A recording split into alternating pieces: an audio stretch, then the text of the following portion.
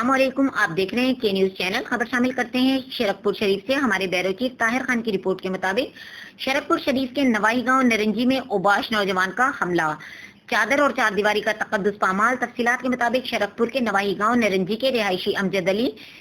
کے گھر یاسین مہمان آیا ہوا تھا، جو گھر کے باہر گلی میں کھڑا فون کر رہا تھا کہ حسن نامی شخص پاس سے گزرا تو اس نے فون پر ہونے والی گفتگو کو اپنے بارے میں سمجھ کر اپنے اسلحہ بردار ساتھیوں سمیت امجد علی کے گھر پر دھاوا بول دیا، گھر کے دروازے اور کھڑکیاں توڑ دیں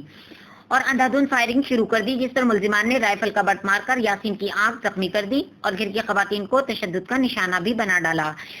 زخمی کر دیا اور جان سے مارنے کی دھمکیاں دیتے ہوئے ہوائی فائرنگ کرتے ہوئے فرار ہو گئے، جس سے علاقے میں خوف و ہراس پھیل گیا۔